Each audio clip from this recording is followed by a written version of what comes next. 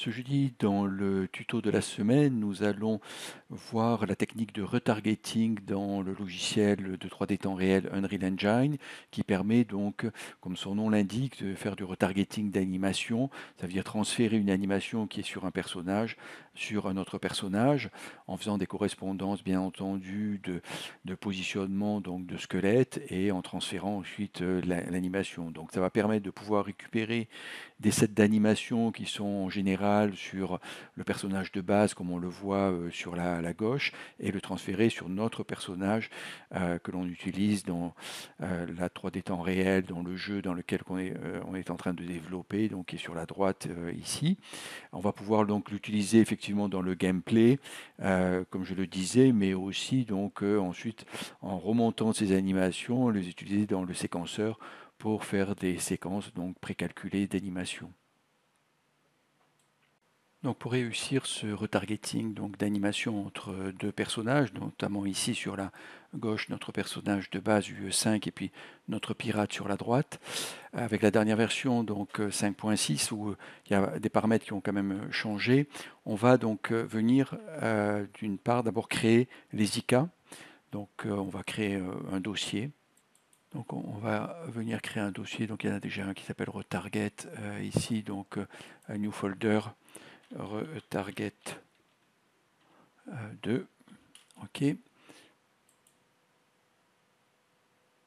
Ah, il y a déjà un retarget. Retarget 3. OK.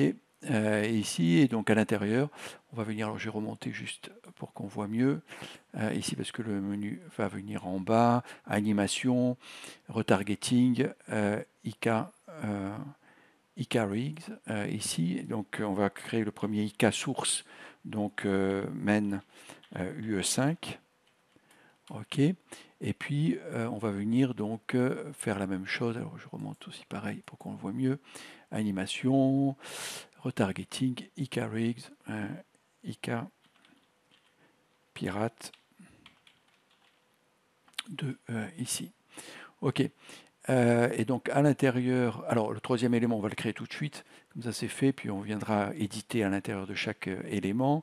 Animation, retargeting, IK retargeteur ici. Donc IK retargeteur de ici. Ok. On va même mettre 3 par mesure de sécurité. Voilà. Ok, 3. Donc le premier IKMen ici, on va venir donc charger donc le squelette, donc import hiérarchie ici, et on va venir chercher donc le SK mannequin, alors qui contient donc les animations. Alors pour ça, parce que j'en ai plusieurs de SK mannequin, je vais d'abord sur le content voir. On peut importer donc des packs d'animation. Ici, j'ai importé donc un pack d'animation Pouch animation pack V2 animation et qui correspond donc à un UE5 ici, les actions, voilà, les différentes actions. Et donc, c'est à l'intérieur ici, je vais avoir le mannequin, c'est celui-ci, ici, dans le mesh, qui m'intéresse de récupérer. Est-ce qu'un mannequin ici à ce niveau-là? Donc, je vais venir, donc, import ici, faire attention parce que je peux en avoir plusieurs et je regarde, c'est bien celui-là, Game Punch, Animation V2, donc c'est celui que je sélectionne, je dis OK. Et il apparaît ici. OK. Donc ensuite, on va venir, donc on sauvegarde. On va venir donc ensuite dans le deuxième IK. Donc le deuxième IK ici, pirate, et même manip ici. Donc on va sélectionner donc le pirate brut, il s'appelle brut route ici, OK. Donc une fois qu'on a fait ça, on sauvegarde, on a les deux IK. Ce qu'on va faire, c'est qu'on va venir ensuite donc reprendre donc, alors hop, je ferme celui-ci, les deux IK pour pas qu'on se trompe, et venir donc rouvrir l'IK retargeteur 3 ici, ok. et on va avoir donc source et target que l'on va pouvoir donc appeler ici. Donc pour ça, on va venir dans Windows, Content Browser encore une fois ici. Sur un seul écran, c'est un peu plus délicat, mais on y arrive. IK, donc ici c'est la source, ok, et IK Pirate, et ici c'est le target, pardon, ici à ce niveau-là. Voilà, ok. Alors déjà on fait ça. Donc on sauvegarde, pas oublier de sauvegarder tout. Et ensuite on va revenir sur les IK, sur l'IKMen US5, IKE Pirate, et on va cliquer sur Autocreate Retarget Chain ici. OK. Et on va créer la même chose, Autocreate Retarget Chain ici. OK. Ce qui fait qu'on va sauvegarder les deux. OK ici et ici. Voilà. Et on revient sur notre IK. On a les deux personnages sur le retarget qui sont au même point de pivot. On peut légèrement les déplacer donc avec le target mesh sur X ou sur Y ici légèrement pour hop, non, c'est sûr. X qu'on va le faire ici, voilà, autant pour moi, voilà, hop, pour les avoir côte-côte.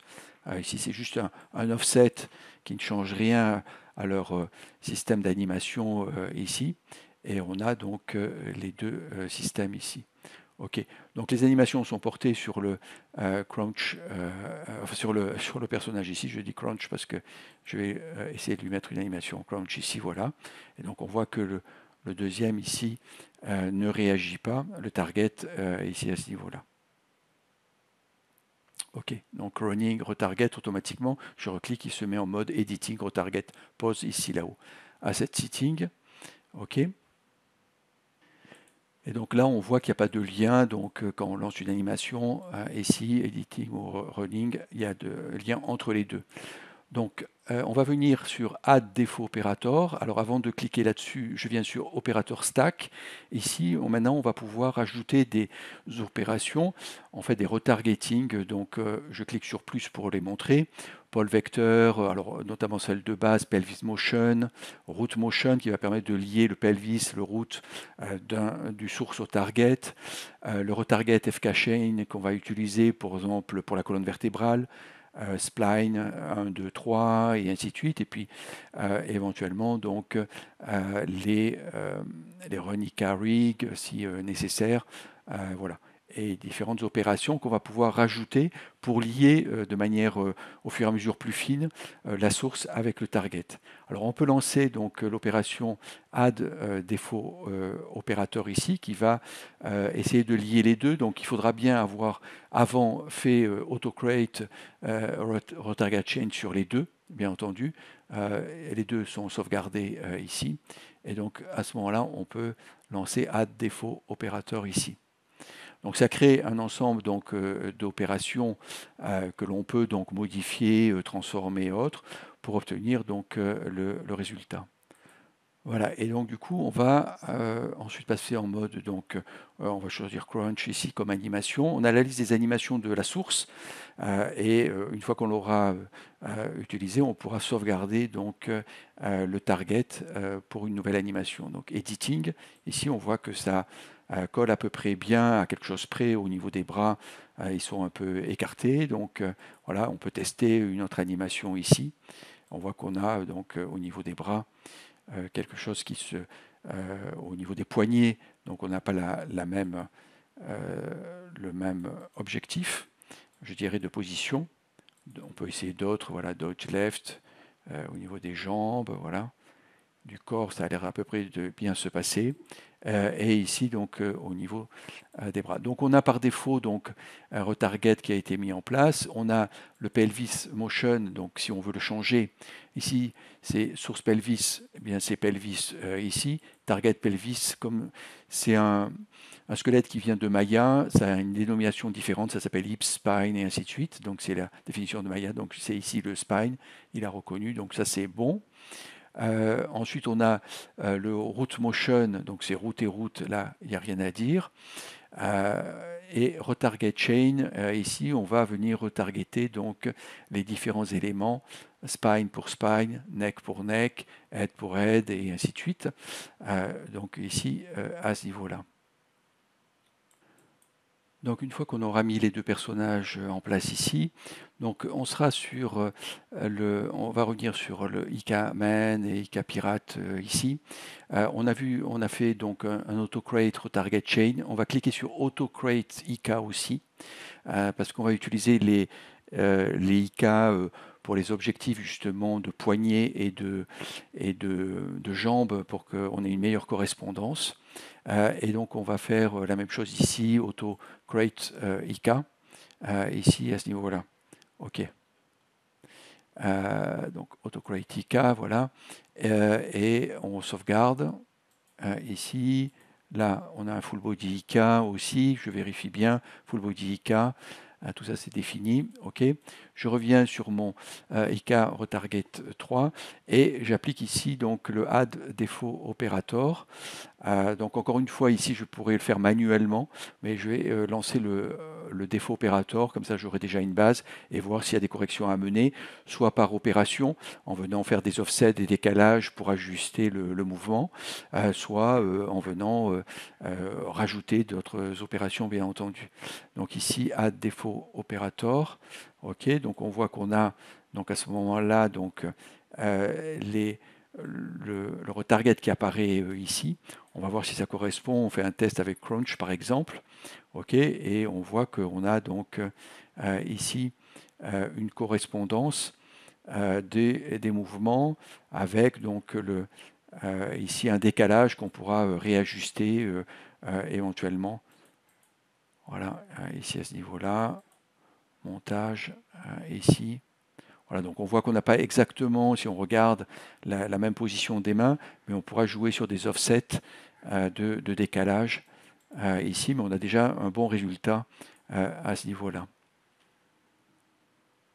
Et donc ensuite, on pourra venir donc sur les différentes opérations. Encore une fois, on pourra en rajouter de nouvelles, pour rajouter de nouvelles contraintes ou de relations donc, entre la source et le target ici. Hein.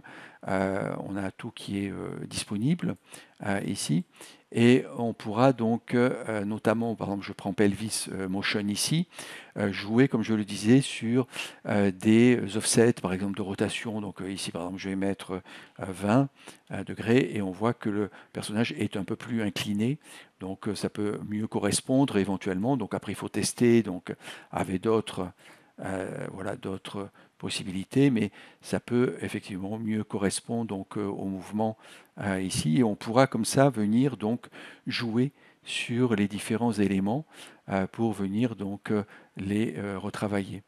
Donc on a le pelvis, le root, bon, on ne va pas trop le toucher, hein, c'est la base effectivement. Le pelvis, on voit qu'on peut donc amener des offsets de rotation effectivement, des translations aussi latérales.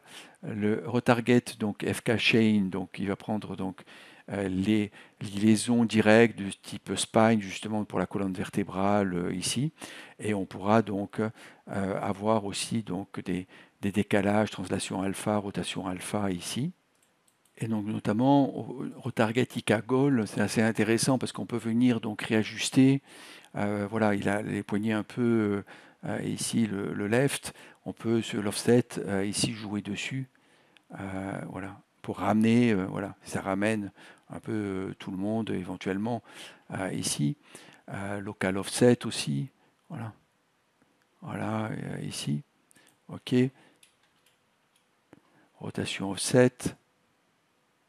Tourner le poignet ici un peu à l'intérieur comme la source ici, et on pourra comme ça réajuster effectivement donc les mouvements des différents éléments donc du squelette du target, de telle manière d'obtenir alors ce que l'on veut exactement similaire ou pas, mais qui correspondra mieux donc au personnage et éventuellement s'il est plus grand, s'il est plus voilà, on pourrait réajuster en fonction donc de sa corpulence bien entendu l'animation et la sauvegarder dans ce cadre-là en venant réaliser les différents décalages donc possibles. Et notamment sur les premiers paramètres blend to source ici, on pourra venir donc réajuster le blend to source donc qui correspond voilà, à 1 et jouer sur le blend to source translation ici et rotation. Alors sur le l'IK-amp, ça va faire tourner le poignet parce qu'on n'a pas exactement le même. Voilà, on peut faire tourner un peu le poignet, mais on pourra l'ajuster donc en rotation offset, éventuellement comme on l'a vu dans l'autre sens. Hop, voilà, un peu. Ici, voilà, le descendre un peu ou le remonter. Voilà, donc on pourra jouer de la manière d'obtenir exactement l'animation qu'on veut. On pourra le faire pour chaque animation, l'ajuster et puis sauvegarder l'animation en conséquence. Donc on voit qu'on a pas mal de paramètres sur lesquels on peut jouer pour venir ajuster donc notre animation. Donc voilà pour les opérations de base que l'on peut donc réaliser. Bien sûr, il y a plein d'autres opérations complémentaires d'édition du target, mais ici on peut commencer déjà à travailler le retargeting entre une source et une target sur un personnage. Et une fois qu'on aura réglé en fait l'animation, les différentes choses, on pourra l'exporter. Donc en faisant ici, alors par rapport à ce que, bien sûr, dans la liste ici de la source, on pourra ensuite exporter pour le target, ici export, et donc on viendra le mettre donc, dans Piratom, par exemple, l'animation, et ainsi de suite. Donc ça permet comme ça et voilà, et ça peut permettre donc d'ajuster éventuellement, encore une fois, chaque animation avec les paramètres en revenant donc sur les opérations en stack ici ou en rajoutant selon ce que l'on veut obtenir de précision ou de modification, hein, de ces modifications par rapport à l'animation de base. On a la possibilité de réajuster au dernier moment et d'exporter l'animation comme l'on veut ou de faire même plusieurs essais de la même animation avec des paramétrages différents. Voilà donc un peu les bases. Bien sûr, il y a tous les détails d'édition à revoir à la suite. On essaiera de refaire un tuto du jeudi là-dessus, mais déjà, on a une première approche ici globale avec la version 5.6, puisque ça a pas mal changé au niveau notamment des opérations de retargeting, qui sont maintenant plus précises avec un stack d'opérations ici que l'on peut donc modifier et ajuster au fur et à mesure.